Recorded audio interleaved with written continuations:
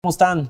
Sean bienvenidos a un programa de Impuestos a Impuestos. El tema de hoy, ajuste anual de sueldos y salarios. Sean bienvenidos.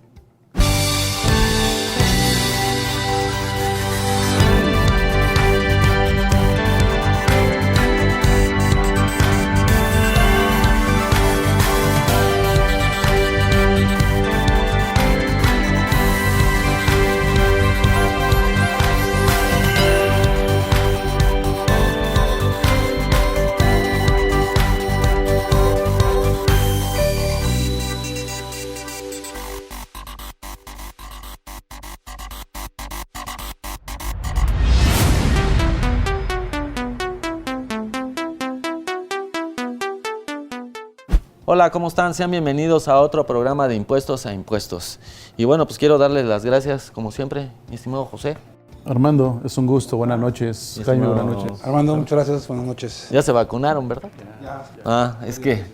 Bueno, pues estamos regresando de manera presencial, ¿no? Y bueno, también quiero agradecerle a la gente del restaurante de Corazón de Alcachofa de aquí de Mazarí, que tuvimos varias reuniones aquí, nos adaptaron todo para poder grabar. Muchas gracias.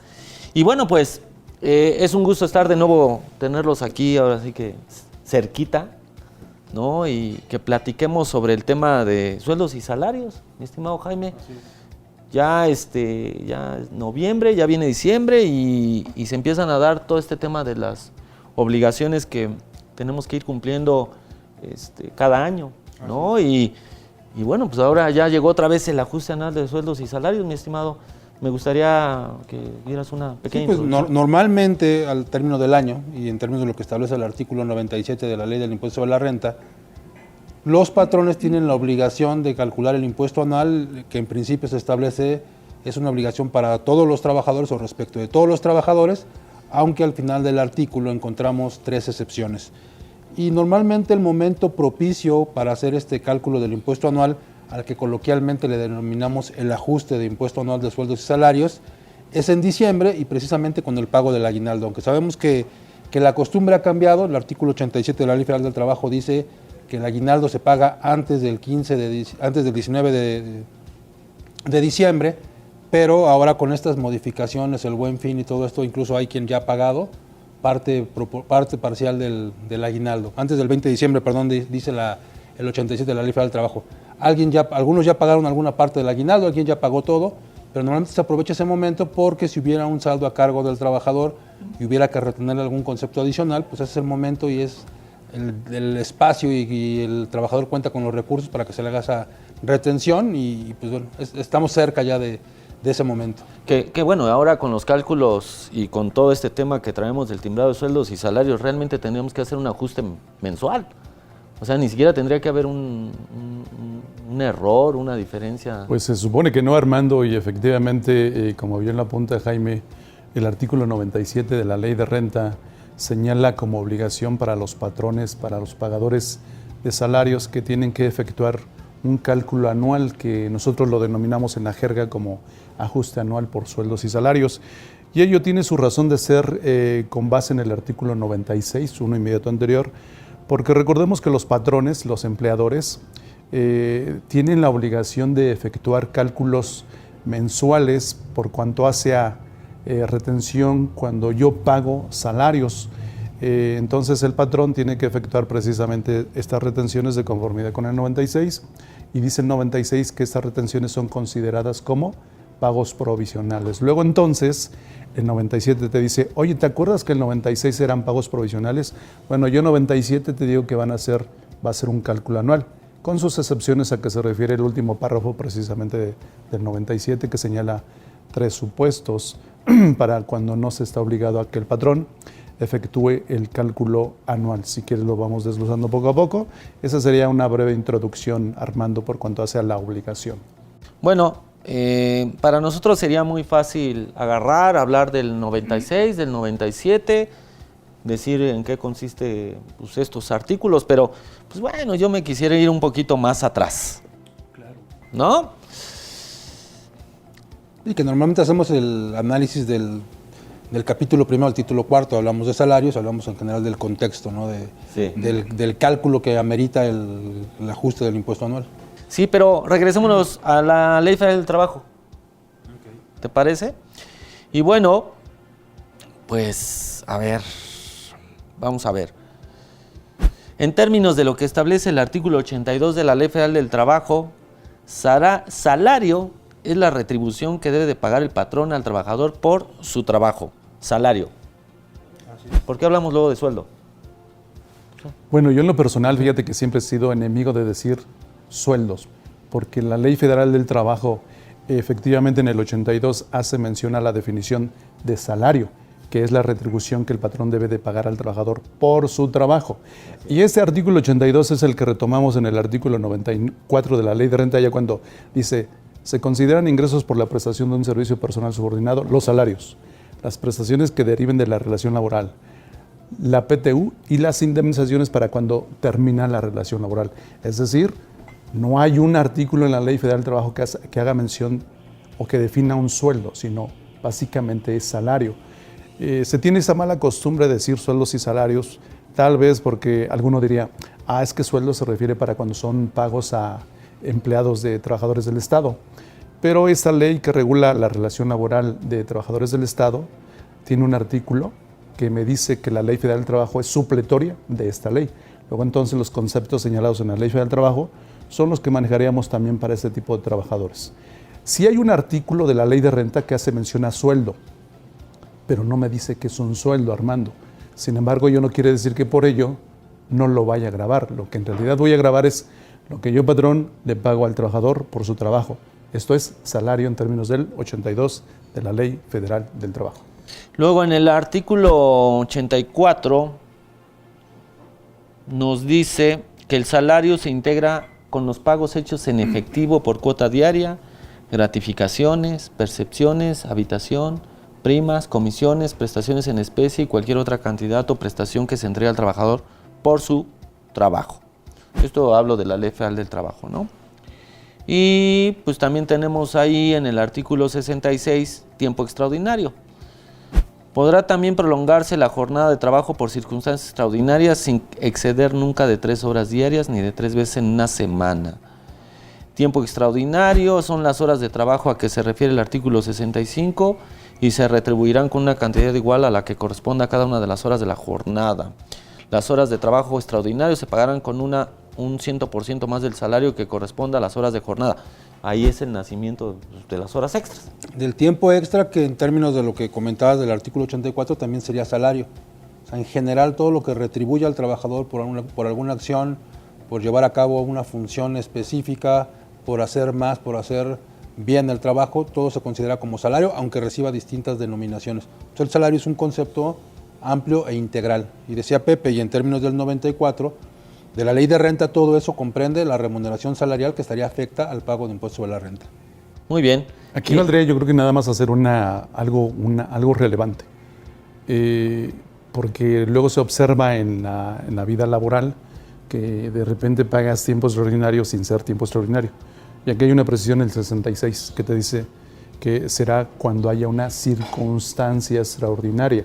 Luego entonces, si no la hay, no hay tiempo extraordinario. Y eso lo digo porque por la prerrogativa o las prerrogativas que se tiene ya cuando estamos en renta y en seguro social.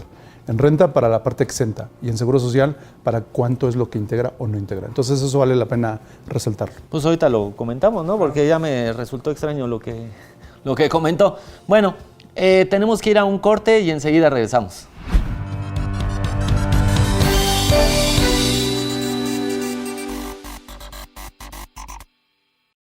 ¿Conoces una plataforma de capacitación?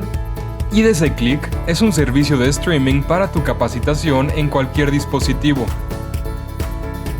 Resuelve tus dudas en nuestros seminarios fiscales, jurídicos y laborales. Todos nuestros programas de televisión en una sola plataforma. Todo esto en un solo catálogo disponible las 24 horas.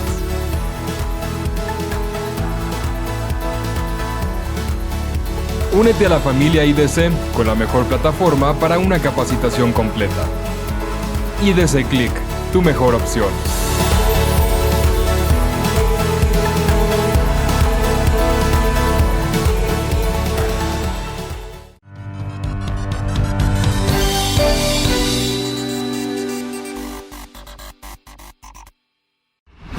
Bueno, ya estamos aquí de regreso. Estamos viendo algunos conceptos generales del salario que están en el artículo, que están en la Ley Federal del Trabajo. Aquí hay otro que es el 87, que dice que los trabajadores tendrán derecho, pues lo vamos a decir de manera coloquial, ¿no? Un aguinaldo anual que deberá de pagarse antes del día 20 de diciembre, equivalente a 15 días de salario por lo menos. Los que no hayan cumplido el año de servicios, independientemente de que se encuentren laborando o no en la fecha de liquidación del aguinaldo o esta gratificación, este pago anual, tendrán derecho a que se les pague la parte proporcional conforme al tiempo. Entonces, pues también tenemos por ahí el tema de los aguinaldos, ¿no? Los pagos de las gratificaciones de fin de año. Y bueno, hay otros conceptos ahí en la Ley Federal del Trabajo. No los leemos de manera expresa también para no aburrirnos, pero pues está en el tema de las liquidaciones, ¿no? Que son los pagos que tendrá que realizar el patrón cuando la relación de trabajo se rescinda como consecuencia de causas imputables a él, o en defecto cuando se determine la existencia de un despido injustificado mediante un laudo dictado por la Junta de Conciliación y Arbitraje. Y ya también de los tribunales, ¿no? Que ya también están en operación. Que ya son tribunales, ¿no? Está el artículo 162 que nos habla de la prima de antigüedad. Hay un pago de prima de antigüedad. Esta es obligatoria hasta después de haber cumplido 15 años. Cuando hay renuncia. Cuando hay renuncia. Siendo un despido justificado o injustificado, o cuando hay una separación justificada del trabajador, también habría que pagar la prima de antigüedad. Pero estos últimos conceptos que mencionas, y que también ya lo decía Pepe, están contemplados también dentro del capítulo primero del título cuarto como conceptos salariales, dice sin serlo, porque incluso el 94 explica que se considerarán o recibirán el tratamiento de salarios los que deriven precisamente de la relación laboral, los pagos por conceptos salariales, pero también los pagos por separación que se le hagan al trabajador, aun cuando no son salarios. Dice, finalmente estos no son salarios, y entonces el pago de las indemnizaciones, la constitucional, o el pago de los famosos 20 días por año, o el pago de la prima de antigüedad que mencionas, sin ser salario, recibirán tratamiento de salario, sí, además con un tratamiento específico contemplado en los artículos 95 y 96 de la Ley de Renta, más otro concepto que no es salario, pero que también deriva de la Ley Federal del Trabajo, que es el reparto de utilidades. Entonces, en conjunto y platicando y comentando este tema del ajuste anual, todos son conceptos que cuando corresponde al patrón llevar a cabo el cálculo del impuesto anual tiene que considerar. Llegaremos en algún momento a esa parte de las excepciones que decía Pepe, pero esas excepciones contemplan, entre otras, que el trabajador se vaya antes del 1 de diciembre de la empresa, lo cual todavía estamos en tiempo, ¿no? Si un trabajador se va ahora, ya no sería obligación del patrón hacer el cálculo del impuesto anual. Muy bien. Bueno, entonces ya de la Ley Federal del Trabajo, así como lo han mencionado, ya nos pasamos a la Ley del Impuesto sobre la Renta. Vacaciones, prima vacacional, por ahí, que es otro concepto salarial, propiamente la prima vacacional. La prima vacacional. Particularmente, digo, que específicamente lo refiere a la ley, creo que esos son los días de descanso trabajados, si acaso. Muy bien. Bueno, nos vamos a brincar ahora al 94 de la Ley de Impuesto sobre la Renta. Yo sé que ya lo han mencionado, pero este está en el capítulo 1, ¿no?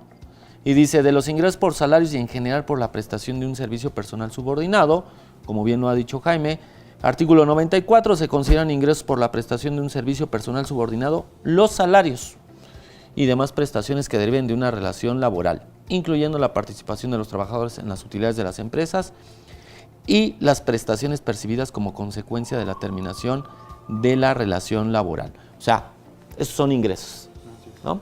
Ok, eso nos dice el 94. Y bueno, de ahí nos vamos a brincar al artículo 95. Ahí nos habla de cuando se obtienen ingresos por conceptos de prima de antigüedad, retiro, indemnizaciones u otros pagos por separación, se calculará el impuesto anual conforme a siguientes reglas, ¿no? O sea, nos da ciertas reglas cuando se presenten este tema. Y luego nos vamos al famoso artículo 96 que mencionaste hace rato, que es donde sale la tablita, ¿no? Donde sale la tarifa mensual, donde te aparece tu límite inferior, superior, cuota fija, y ahí es donde nos dice, el artículo 96, quienes hagan pagos por los conceptos a que se refiere este capítulo están obligadas a efectuar retenciones y enteros mensuales que tendrán carácter de pagos provisionales a cuenta del impuesto anual. No se efectuará retención a las personas que en el mes únicamente perciban un salario mínimo general correspondiente al área geográfica del contribuyente. Y ya después te dicen conforme a la tabla. Es decir, los que están obligados son los que hacen estos pagos, ¿sí? Por temas de salario.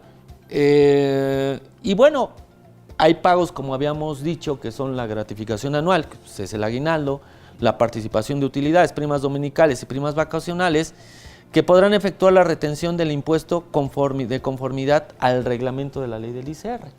Así es. ¿No? Sí, hay cálculos especiales que yo creo que actualmente, y no sé si Pepe coincida en ello, creo que actualmente calcular por reglamento o calcular conforme a ley ya no genera grandes diferencias. Antes sí, cuando hablábamos de una ley de renta añeja, que era muy famoso, decíamos, lo calculamos conforme al artículo 86 del reglamento y hacíamos cálculos que pretendían dispersar el efecto del impuesto en un año por los pagos que se hacían que comprendían periodos anuales. Y el caso específico, esos que marca la ley, el aguinaldo, el reparto de utilidades, el pago de una prima vacacional, en donde en 5 fracciones, el artículo, me parece que es el 147 de la ley de renta, del reglamento de la ley de renta, te dice, mira, lo primero que tienes que hacer es ver cuál es la parte gravada del concepto extraordinario o anual que vas a repartir. Lo divides entre 365, lo multiplicas por 30.4, se lo sumas a la cantidad que ordinariamente gana el trabajador, le calculas el impuesto, lo calculas contra el impuesto normal que le corresponde a la percepción mensual del trabajador y la diferencia la divides entre la percepción mensualizada. Te va a dar una tasa y la tasa se la aplicas a la percepción extraordinaria y te da un cálculo que estrictamente se estima sería mejor o sería más benéfico en términos de la retención para el que percibe el ingreso. Dispersaste el ingreso en todo el año y sería más congruente el cálculo. La realidad es que hoy, como se han acortado los espacios en las tarifas, difícilmente se llega a obtener un beneficio y a mí me parece que incluso ya resulta ocioso hacer el cálculo del reglamento, ¿no? También hay una realidad que hay quienes toman todo el ingreso en un mes y le aplican un superimpuesto mensual, sí, que no le aplicaría, ¿no? Sí, ya no cambia tanto, ya no cambia el procedimiento de reglamento. Antes sí había impactos importantes donde el trabajador podría haber un beneficio de 2 o 3 días de salario, que es fuerte. Pero ya en ejercicios que hemos hecho, nos hemos dado cuenta que ya no es tanto el beneficio.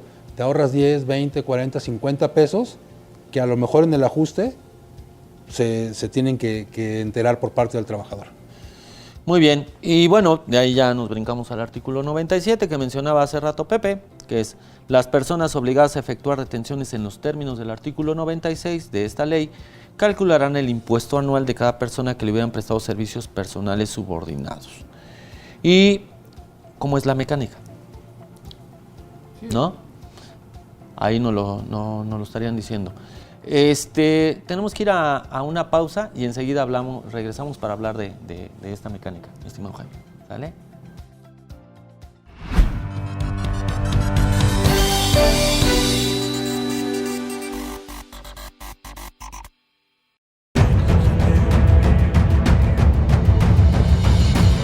En 1986 nació Información Dinámica de Consulta con la misión de dar información a profesionales del ámbito jurídico. Evolucionamos contigo y en 2001 logramos informarte en tiempo real gracias al nacimiento de IDC Web. Dimos paso en el 2016 a Foro IDC, un evento de alto nivel para el impulso de la competitividad del empresario mexicano. En 2017 unificamos cada avance bajo el dominio www.idconline.mx. Hoy puedes encontrarnos en múltiples plataformas con información vanguardista y especializada para capacitar e informar a los elementos clave de las empresas.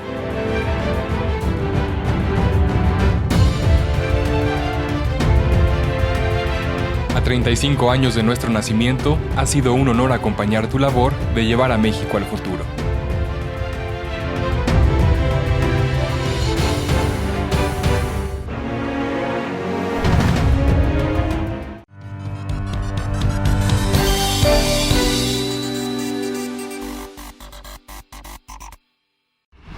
Bueno, ya estamos aquí de regreso, mi estimado Jaime y José. Estamos en el artículo 97 y el artículo 97 pues nos menciona cuál es el procedimiento para cálculo el cálculo del impuesto anual, ¿no? Dice, el impuesto anual se determinará disminuyendo de la totalidad de los ingresos obtenidos en un año de calendario por los conceptos a que se refiere este capítulo, el impuesto local a los ingresos por salarios y en general por la prestación de un servicio personal subordinado que hubieran retenido en el año calendario. Al resultado obtenido se le aplicará la tarifa del artículo 152 de esta ley. Contra el impuesto que resulte a cargo del contribuyente se acreditará el importe de los pagos provisionales efectuados en los términos del 96 de esta ley. ¿En español? En español es que además de considerar este párrafo del 97, que te dice a los ingresos totales, réstale el impuesto local que se haya suscitado para que te resulte una base a la cual le vas a aplicar la tarifa anual que viene contenida en el artículo 152, pero también hay que considerar que viene un artículo 93, que es el que regula los conceptos por los cuales no se grava impuesto sobre la renta. Y el caso que tú ponías, el aguinaldo, por ejemplo. El aguinaldo en términos del artículo 93, que lo denomina como gratificación, hay una parte exenta, Armando, y dice que son 30 días de salario mínimo general. Recordemos también que hay una ley, la ley de Luma, dice que en estos casos no se tiene que tomar como referencia el monto del salario mínimo, sino el monto de la UMA. Situación que ha quedado ya revisada por diversas instituciones, entre ellas la Prodecon y muchos estudiosos de la materia, y se ha llegado a la conclusión de que es incorrecto tomar como referencia la UMA, que debe de ser el salario mínimo general. Esto tiene una gran trascendencia, Armando, porque, por ejemplo, el salario mínimo está por encima del valor de la UMA. Luego, entonces, si tú tomas como base exenta el salario mínimo, será una cantidad superior al valor de la UMA, lo que quiere decir que le beneficia al trabajador. Sin embargo, aquí la ley dice, toma como referencia el salario mínimo.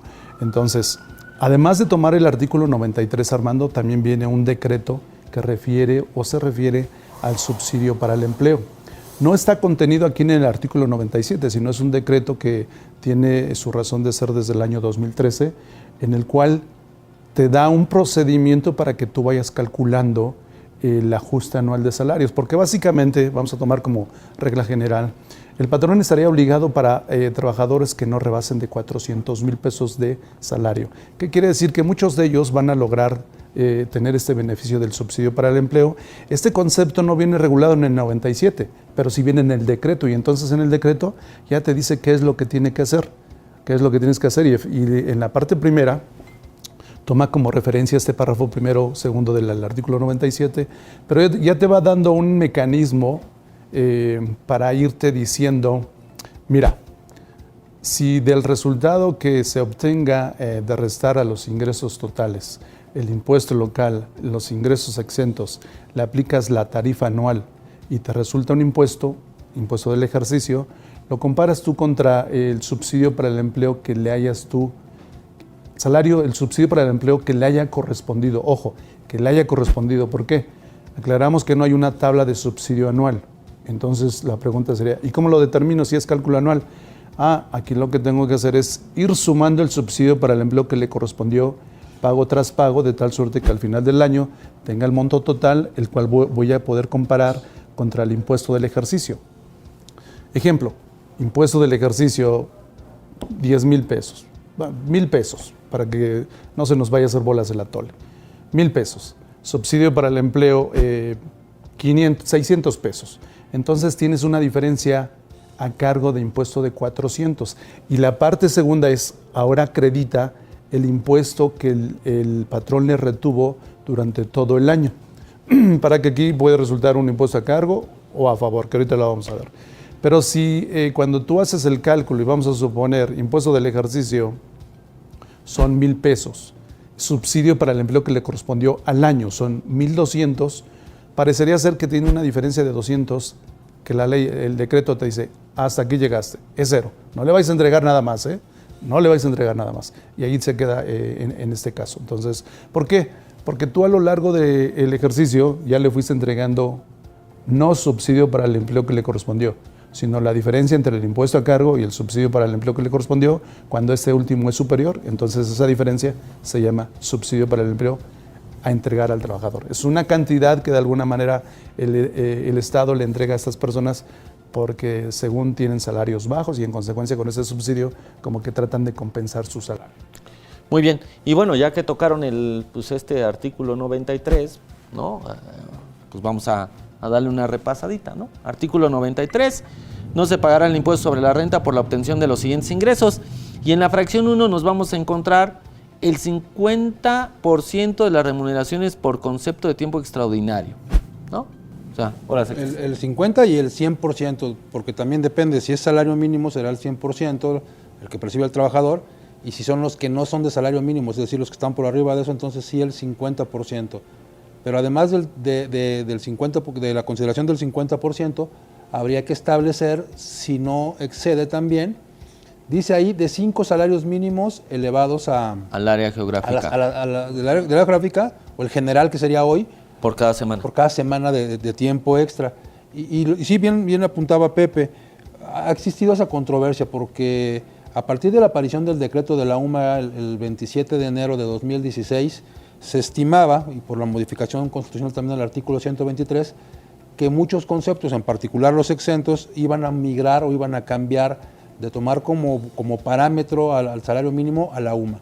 Sin embargo, hubo una resolución judicial que después tomó la PRODECON como base para un análisis sistémico, en donde la PRODECON se pronunció, además de la tesis que existe, se pronunció en ese sentido y dijo, bueno, es que lo que dice el decreto constitucional es que se dejará de tomar como base al salario mínimo, excepto en aquellos casos en que la consideración atienda a la naturaleza misma del concepto.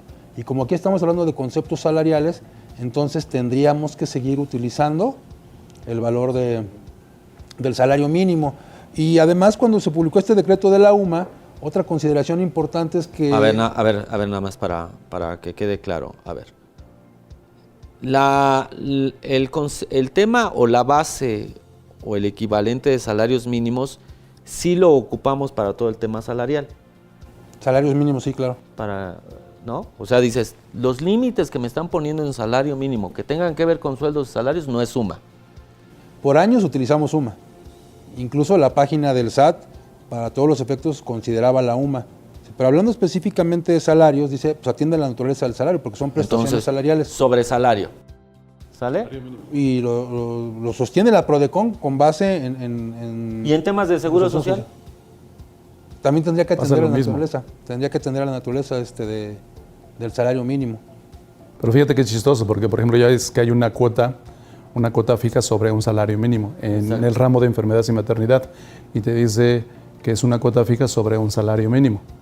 Y aquí tomas la UMA. Se ha observado que se determina sobre la UMA. Situación que... Y las 25 veces, bueno, que eso lo platicamos ahorita que regresamos. ¿Sale? Vamos a un corte. Gracias.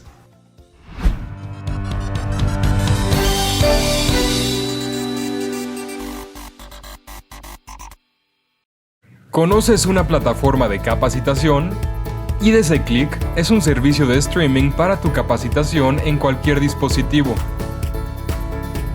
Resuelve tus dudas en nuestros seminarios fiscales, jurídicos y laborales. Todos nuestros programas de televisión en una sola plataforma. Todo esto en un solo catálogo disponible las 24 horas.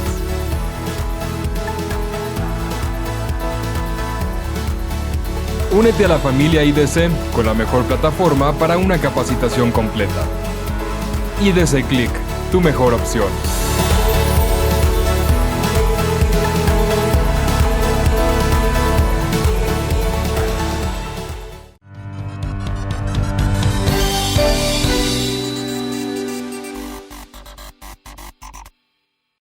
Bueno, ya estamos aquí de regreso. Estábamos viendo el artículo 93 de no se pagará impuestos sobre la obtención de los siguientes ingresos. Ya vimos el tema del tiempo extraordinario, ¿no? Las indemnizaciones por riesgo de trabajo, según la fracción 3, que se concedan de acuerdo con las leyes por contratos colectivos de trabajo, por contratos ley. ¿Alguna observación en esto o nos seguimos de...? Sí, ahí digo, también habría que considerar que esa misma fracción primera contempla, además del tiempo extra, los días de descanso trabajados sin recibir otro en sustitución, que se pagan con un salario doble adicional. También tienen la misma exención del tiempo extra, 50% exento, 50% grabado, que no exceda también de los 5 salarios mínimos. Y para los de salario mínimo estaría totalmente exento siempre y cuando se paguen sobre la misma base del concepto salarial. Que bueno, ya en general ya no encuentras salarios mínimos, ¿no? Pues se supone. Escrito sí, en la práctica no sabemos. Okay. Pero también hay una consideración importante, hace rato lo mencionaba Pepe en términos del 96, al salario mínimo no se le efectúa retención, lo cual no significa, y esto es importante, que el salario mínimo esté exento. Si es objeto de gravamen, pero al momento de efectuar el cálculo por la mecánica le corresponde subsidio al empleo. Si fuera exento, entonces el efecto sería, también en términos de la fracción 30 del 28, que sería parcialmente deducible, lo cual no sería deseable, ¿no? Muy bien, ok. Regresando al 93, bueno, otros de los que consideramos ahí importantes, fracción 9, la previsión social a que se refiere la fracción 8, bueno, vámonos a la 8, que dice, los percibidos con motivo de subsidios por incapacidad, becas educacionales para los trabajadores o sus hijos, guarderías infantiles, actividades culturales y deportivas y otras prestaciones de previsión social de naturaleza análoga que se concedan de manera general de acuerdo con las leyes o por contratos de trabajo. Y la previsión social a que se refiere la fracción anterior es la establecida en el artículo 7, quinto párrafo de esta ley, ¿no? En términos generales, lo que el patrón le da al trabajador para prever contingencias presentes o futuras o para satisfacer necesidades presentes o futuras y que tengan como finalidad elevar la calidad de vida del trabajador y de la de su familia. Solo aquí nada más respetar los límites a que se refiere ese 93 penúltimo párrafo. Aquí es de donde nosotros los contadores somos muy dados a bautizar las disposiciones y aquí viene el nombre de la regla de los 7. Hay un límite. Dice que cuando los ingresos por la prestación de un servicio personal subordinado más la parte de la previsión social rebase de 7 veces el salario mínimo anualizados, entonces habrá un tope. Entonces hay que tener cuidado con esa parte. Y hay una recomendación. Este cálculo hay que efectuarlo, Armando, a principios de año, porque si tú lo haces al final del año, te puedes hacer el harakiri. Porque puede resultar que haya una previsión social grabada, de la cual no retuviste impuesto sobre la renta. No pretendas hacerlo en diciembre, porque por muchas cuestiones, entre ellas incluso la Ley Federal del Trabajo en el 517 te dice, chaparrito, tienes un mes para efectuar descuentos correspondientes. En este caso, el impuesto sobre la renta es un descuento. Si tú no descuentas lo de enero, que debería ser en enero, tienes nada más un mes. No pretendas hacerlo ahora en diciembre. Pero además, fíjate, lo peor, la base en diciembre va a ser tan alta que ni con el aguinaldo y premios que le des y fondo de ahorro si es que le das y gratificaciones, no te va a alcanzar para que puedas retenerle el impuesto correspondiente. Entonces aguas con esa parte. Muy bien. Esta parte que dices es la penúltima. El penúltimo párrafo del 93 dice, la exención aplicable a los ingresos obtenidos por conceptos de prestaciones de previsión social se limitará cuando la suma de los ingresos por la prestación de servicios personales subordinados o aquellos que reciban por parte de las sociedades cooperativas, los socios, miembros de las mismas, y el monto de la exención exceda una cantidad equivalente a 7 veces el salario mínimo general del área geográfica del contribuyente elevada al año, ¿no? Cuando dicha suma exceda de la cantidad citada, solamente se considerará como ingreso no sujeto el pago del impuesto un monto hasta de un salario mínimo en el área geográfica del contribuyente elevado al año. Y te sigue diciendo, sin que la suma de ambos conceptos sea inferior a 7 veces el salario mínimo. Luego se utilizan para hacer pago de salarios disfrazados de previsión social para obtener ese beneficio. Solo que fíjate. Siempre pensando en el mal. Cuidado, Ay, porque el patrón también se da un balazo en el pie. Porque como es previsión social y está exenta, no lo va a poder hacer deducible todo en términos del 28 fracción 30, solamente el 47-53. Entonces, pues hay que valorar todo, no nada más es decir, pues voy a ver qué me conviene, ¿no? Ok, mira, ahora vámonos a la fracción 13 del 93, percepciones exentas. Los que obtengan las personas que han estado sujetas a una relación laboral en el momento de su separación por concepto de primas de antigüedad, retiros e indemnizaciones u otros pagos, así como los obtenidos con cargo a la subcuenta del seguro de retiro,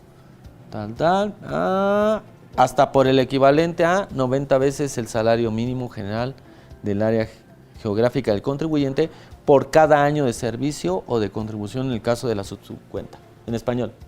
Sí, que cuando le hagas un pago por separación al trabajador, un pago en donde lo indemnices o le pagues la prima de antigüedad, o incluso simple y sencillamente, que pasa muchas veces en estas épocas que todos tenemos buenas intenciones, pero tenemos que terminar una relación laboral. Tenemos buenas intenciones, pero no tenemos dinero, sí. No te indemnizo, no te corro, vamos a llegar a un acuerdo y te voy a dar una compensación por separación, dice otros pagos por separación, te pago tu prima de antigüedad y esos pagos que te estoy entregando serán o estarán exentos hasta por 90 salarios mínimos por cada año de servicio.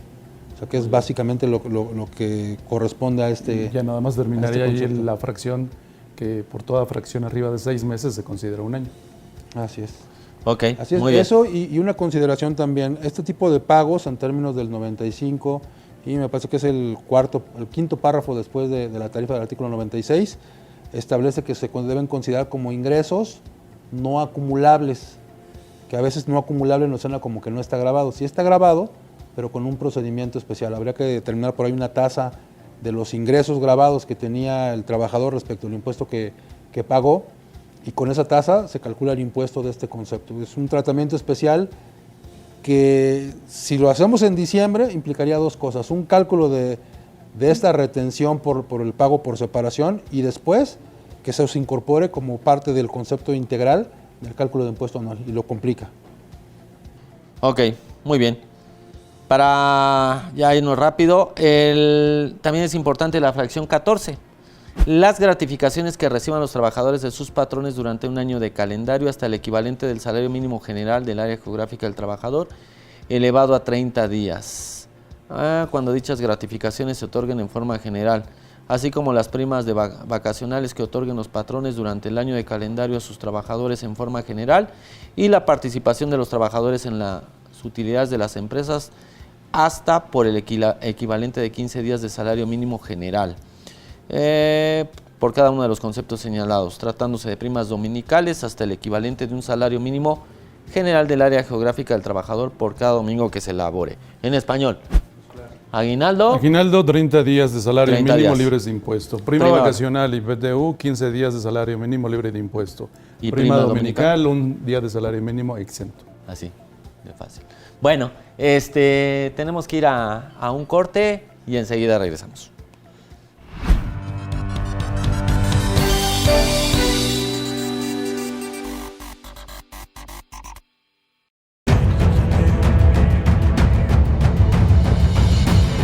En 1986 nació Información Dinámica de Consulta con la misión de dar información a profesionales del ámbito jurídico. Evolucionamos contigo y en 2001 logramos informarte en tiempo real gracias al nacimiento de IDC Web. Dimos paso en el 2016 a Foro IDC, un evento de alto nivel para el impulso de la competitividad del empresario mexicano.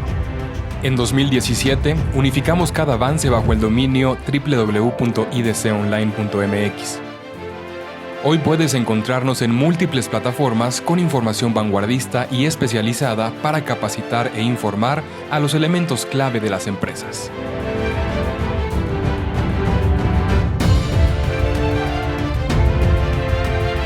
A 35 años de nuestro nacimiento, ha sido un honor acompañar tu labor de llevar a México al futuro.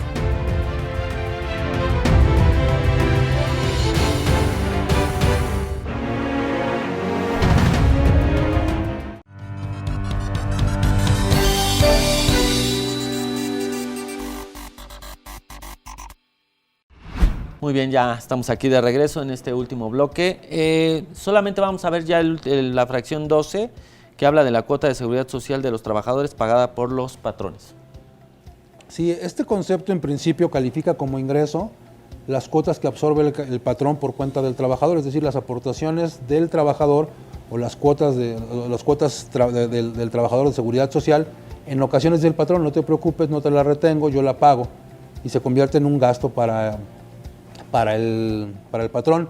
Y de acuerdo a lo que dice el artículo 93, dice no se pagará el impuesto por la obtención de los siguientes ingresos, lo que dice al rubro, fracción 12 dice las cuotas de seguridad social que pague el patrón. Entonces yo las pago y para mí se convierte en un gasto. Pero le está dando la consideración de ingreso al trabajador y no es un ingreso.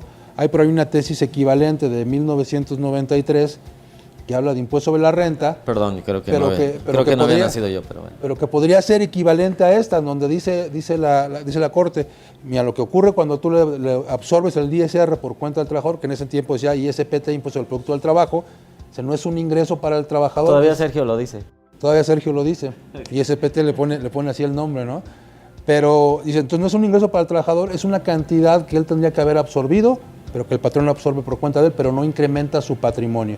Y lo mismo pasaría con estas cuotas de seguridad social. Por un lado, si se considerara un ingreso exento del trabajador, en términos de esta fracción 30ª del artículo 28 que decía Pepe, pues entonces sería parcialmente deducible. Y hay en otro análisis que también tendríamos que considerar, el 28 en la fracción primera dice que no serán deducibles los siguientes conceptos, y la fracción primera dice las contribuciones subsidiadas por un contribuyente en favor de cualquier otro, pero dice excepto las aportaciones de seguridad social, y a mí me parece que ahí cabría el concepto, y que más allá de considerarse como un ingreso exento, tendría que no considerarse como ingreso. Es no un ingreso. No es un ingreso y por consecuencia no estaría exento tampoco, pero sería un concepto, a mi parecer, totalmente deducible para el patrón. Creo que esa tendría que ser la consideración. ¿Hay problema de deducibilidad con la cuota de seguridad social pagada? Yo coincido con lo que comenta Jaime en términos del 28, fracción primera, esa parte subsidiada. Entonces ahí dice, primero te dice lo que no es deducible, excepto la parte subsidiada, esa parte. Entonces en términos de esa fracción primera del 28, Es deducible. así es. Completamente. Ahora, si analizamos la naturaleza de este tipo de prestación, el artículo 94 te dice, Claro. se consideran ingresos por la prestación de un servicio personal subordinado los salarios. Eso no es salario. Ya, desde ahí queda fuera. O sea, ya. ¿No? Aunque después del 12 diga que está exento, pero eso ya viene de... Como que te vende un favor, pero ni siquiera te lo ha hecho. Pues ahora sí que nada, es cuestión de... Yo siempre les digo a mis chicos en las clases, es cuestión de saber leer, nada más. Muy bien. Bueno, y aparte interpretarlo, ¿no? Ok. Y bueno, concluimos ya este último con el 97, que ya lo platicamos, donde existe la obligación de hacer la retención, o bueno, del cálculo del impuesto anual sobre las retenciones. Hay un tema que tú quieres precisar respecto a Sí, este aquí el 97, párrafo cuarto, te dice que si hay un impuesto a cargo del trabajador, pues lo tienes que retener. Se sobreentiende que sería en diciembre para enterarlo a más tardar en febrero. Partiendo del ejercicio de 2021, retengo en diciembre y entero en febrero 2022. Pero ¿qué pasa si se tiene un saldo a favor del trabajador? Dice, compénsalo contra la retención del mes de diciembre, por eso yo digo que se tendría que hacer este cálculo en el mes de diciembre. Y antes del aguinaldo, preferencia. Así es, estimándolo, y si no se puede, como ahora sí que compensarlo contra diciembre, contra el ejercicio, bueno, el ISR a cargo del ejercicio siguiente, 2022. Pero yo entiendo, yo también podría entender que es diciembre del siguiente año. No, porque si no, entonces ya no te da. Porque el aquí, entero. mira, dice, la diferencia que resulte a favor del contribuyente deberá compensarse contra la retención del mes de diciembre y las retenciones sucesivas a más tardar dentro del año de calendario posterior. 2022. Es que si tiene saldo a favor, compénsalo contra el impuesto de diciembre. Diciembre de 2021. Pero si sobra, entonces compénsalo en 2022, En 2022. hasta donde se acabe.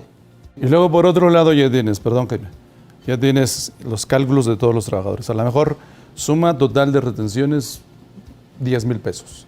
Y de un trabajador por ahí tienes un saldo a favor de 6,000. ¿Como para qué le das al fisco esos 10 cuando el fisco le tiene que dar 6? Entonces dice, deberá, incluso dice deberá. Esa la de web.com que tiene que compensar y entonces esos 6 de los 10 que le tiene que entregar al fisco le das 6 al trabajador. Que y 4 es el siguiente solamente se lo párrafo, entera. ¿no? Lo que El mencionas. párrafo quinto. El retenedor deberá compensar los saldos a favor de un contribuyente contra las cantidades retenidas a las demás personas a las que les haga pago para que sean ingresos de los mencionados en este capítulo. Es cuando... Y ya te da las formalidades de que tienes que comprobar que efectivamente entregaste esos dineros a esta persona de 6,000 pesos con saldo a favor. Cuando no sea posible compensar los saldos a favor de un trabajador a que se refiere estos párrafos, se puede hacer en forma parcial.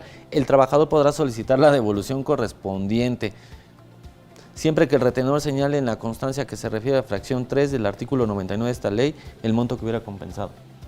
Así es. Digo, el trabajador también tiene esa potestad. Hay que recordar que en términos de lo que establece la ley y el reglamento, el trabajador podría solicitar, incluso este mismo artículo del 97 dice, y no tendremos que efectuar el cálculo del impuesto anual a 3 tipos de sujetos que desde el principio los mencionamos, pero no los citamos.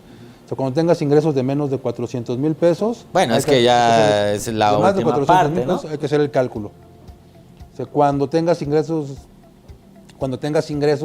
No, dice cuando haya iniciado la relación laboral después del 1 de enero. Después del 1 de enero o la haya terminado antes del 1 de diciembre.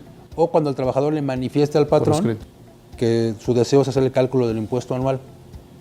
O sea, en esos casos no le hagas el cálculo del impuesto anual y que él se arregle, ¿no? A su leal saber y entender. Ok, ya leíste, ya explicaste la última parte, es en qué casos no. ¿Sale? ¿Alguna recomendación? Nos quedan, ¿qué? ¿Cuánto me quedan? 2 minutos, mi estimado Jimmy. Hacer esa clasificación, yo creo que es importante comenzar ya a hacer los cálculos, decía Pepe y lo decía bien, a manera de proyección, empezar a estimar cuál va a ser el cierre. Y una práctica que a mí me parece correcta es decirle, oye, trabajador, te voy a hacer el cálculo del impuesto anual y derivado de ese cálculo, te tendré que retener o tendrás un saldo a favor. Si tú cuentas con deducciones personales y tú puedes disminuir tu base gravable, yo te recomiendo que presentes tu declaración anual, que me lo manifiestes por escrito además y que me eximas a mí de esa responsabilidad que tienes en el cálculo. Y si no es así, bueno, pues te voy a efectuar el ajuste. Fírmame de recibido, no está en ley ese documento, pero sí sería recomendable, ¿no?, que el trabajador esté cierto de que va a haber una retención o de que tiene un saldo. Sería un tipo política interna, para evitar cuestiones como cuáles. A lo mejor yo caía dentro del grupo en donde sí me tenían que efectuar el cálculo anual. No le avisé al patrón, oye, no hagas mi cálculo anual, yo lo voy a hacer por mi cuenta. Entonces esta persona lo hace por su cuenta, determina un saldo a favor por las deducciones personales a que se refiere el 151 y el fisco, hay motivos, encuentra motivo para no devolver el saldo a favor. Por ese simple detalle que no le avisó, por el escrito. Eso, ojo, la ley no dice, la ley no dice que ese sea motivo para que no te devuelva. Muy bien, ok. Pues bueno, ya llegamos al final del programa. Por favor, hay que checar bien el 93, ingresos exentos, y aplicar el procedimiento que nos dice el artículo 97, y pues muy abusados con este tipo de obligaciones que tenemos para este cierre de año. Muchas gracias. Al contrario, con todo gusto, gracias a tu auditorio. Ahora sí ya les doy la mano. Ahora sí ya estamos todos vacunados. Ya estamos vacunados. Pues muchas gracias, y gracias aquí a nuestros amigos de Corazón de Alcachofa que hoy nos invitaron a andar por aquí. Muchas gracias. Nos vemos, amigos.